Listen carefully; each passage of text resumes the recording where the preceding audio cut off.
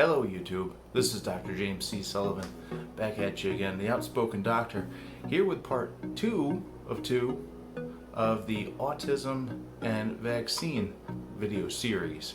Now, for those of you that missed my first video, go back and check it out, but I cannot reiterate enough that I'm doing them in 2 separate parts because they have nothing to do with one another. The reason I'm kind of covering them together is because people see a correlation. There was a study that was published that caught a lot of media hype and it never did fade, and so it's still stuck in people's heads that somehow these two are connected. I never really understood a parent's concerns until I was a parent, and even though I was a doctor, I found myself getting just a touch irrational in certain instances until I became so educated on the matter. I had a lot of great help along the way. An immunologist that gave a very rousing and informative talk on the vaccine schedule, and we'll talk a little bit about that today, as well as a lot of people contend that those preservatives that they put in vaccines are dangerous, and it's even driven vaccine companies as far as to make preservative-free versions of these vaccines, which don't last as long and don't have as good a shelf life. They're more expensive for the consumers. And honestly, I find that a lot of this is just needless pandering, and it's done in place of just sitting down and having a talk with people. And that's what really should be done. Let's dive right into this topic. The real concern is, does my child really need these vaccines? Why are we immunizing for these illnesses? Are they still prevalent in the population? Do they really do any harm? So let's talk a little bit about that. The vaccine schedule and why it exists. The purpose of herd immunity. The sad reality is that about 20% of people that receive vaccines will not garner an actionable immunity from it. 80% of people will. That constitutes a herd immunity. Many parents are also concerned about the volume of vaccines that their kids are given, that they're exposed to so many different things all at once, and we seem to give them rapid fire 2 months later, 4 months later, 8 months later, 6 months later. They can't really wrap their heads around why. And it goes back to the vaccine schedule is what it is to impart 80% of people with an actionable immunity. Could your child have an immunity after the first dose? They could, yes. But it is what it is for those children that are going to need that second dose, third dose, fourth dose to, in some instances, to reinforce that immunity span, and they make antibodies to these pathogens that they've been exposed to. Many parents are, as I said before, concerned about the number of different things that we're vaccinating for all at once. The vaccines that we have nowadays have been refined from what they were in the past. We've done a very good job at isolating just that active component that the immune system is going to respond to, right? And we put these different vaccines in combination, the different combinations that we have, in order to streamline the process. There honestly wouldn't be any sense at all in exposing someone to more antigen than they could possibly cope with to make antibodies to. The vaccines wouldn't work at all if we overwhelmed the system. In fact, the reason that they've come into combination is because they've gotten so refined, and that these combinations have been studied and found to actually impart those characteristic immunities that we're looking for. I can tell you from my own personal experience, a medical student is checked titers.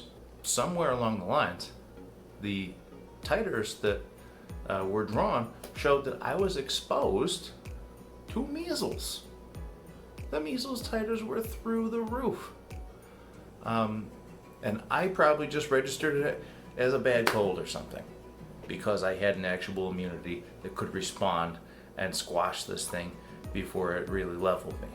Pertussis, or whooping cough, has certainly been making the rounds in recent years. We don't know everything. We don't know how long a lot of these vaccines are going to last. We've only been vaccinating for like the last 50 years for these things. There are not good long-term data. We're not checking titers into old age here. we're getting data on the fly. People are not getting vaccinated for it. The vaccinations that we're receiving, the immunities are waning. So a lot of what we know on vaccines and immunology is still evolving. And I've vaccinated a few grown adults for chickenpox. If you get chickenpox when you're fully grown, you will get very sick, borderline septic. To address those concerns over the preserving compounds, one that has been highly publicized is thimerosal. So it is a preservative that is put into vaccines that contains mercury. Not a myth, that is a fact. There's a lot of anti-vaccine propaganda out there right now.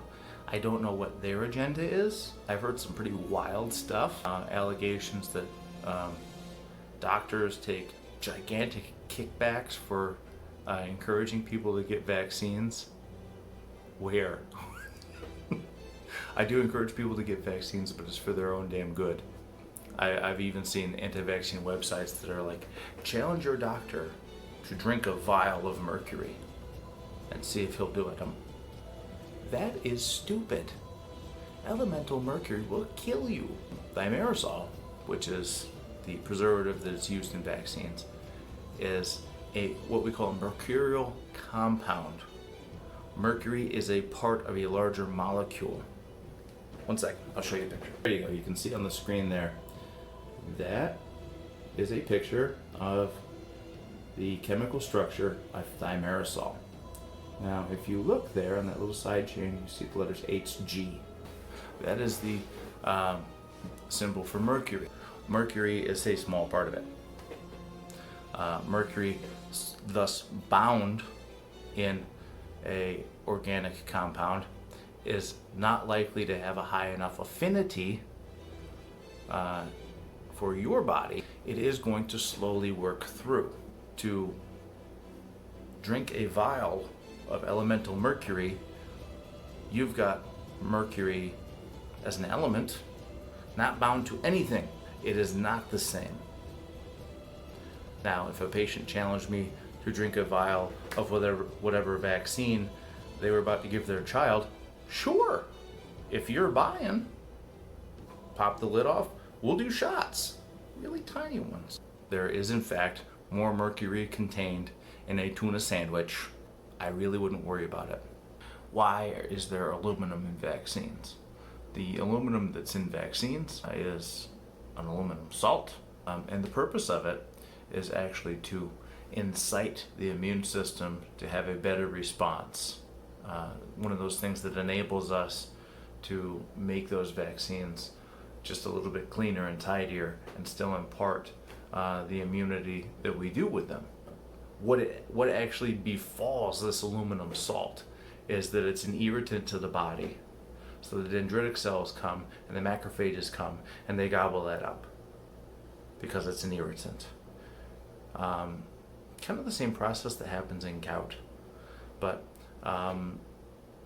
so it incites the immune system, and the immune system also responds to those small pieces of killed virus and bacterium that are also introduced with the vaccines, and we end up getting an actionable immunity. Everything in medicine that we do comes with consequence. There is no treatment without consequence. There is no medication without side effect. And it's one of those things where you have to talk about the benefit and the risk. As far as I'm concerned, the benefit from having your childhood vaccines, to me, that is worth it. But it is a conversation that a physician should have. If a parent has any doubts, then the best thing that we can do is to present them the information, and if it's their choice, then it'll happen. We cannot make people take a treatment. a lot of parents I talk to are also worried about live vaccines. You'll notice a lot of times before you get a vaccine, they'll ask you if you have an egg allergy.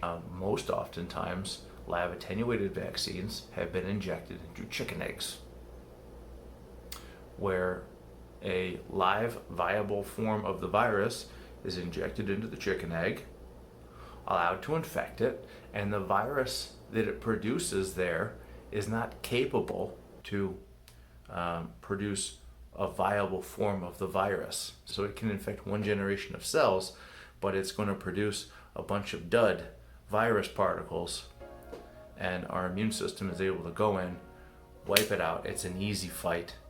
The one caveat to that is that these are vaccines that, and we have to kind of prepare the parents for this, that their child is more likely to have a little bit of a fever, and we get calls from nervous and worried parents. So with regard to vaccines, that's pretty well the discussion that I have with my patients, the ones that have questions. Most of them are concerned parents. A lot of them are young adults that haven't had a vaccine for one reason or another. So, and that's how I present the facts. And when you really look at all the facts, you give a patient the tools that they need to make an informed decision. When you can actually sit down and take the time, take a minute. Our patient populations now are more educated than they've ever been, and it's a worthwhile conversation, even if they don't remember down to the minutia what you talk about. If they just get the gist, they come away with the gist of what you were talking about, and they might not remember down to the exact detail, but they do remember that they're comfortable now with their decision that they've made, and that is the most important thing. So with that, I'm going to sign off. That is my knowledge drop for the day. As always, if you like the content, share, subscribe, like the video, click on the little subscribe icon down below, and remember, this has been medical information, and it does not constitute medical advice. Medical advice is a conversation that you have between you and your doctor. Till next time.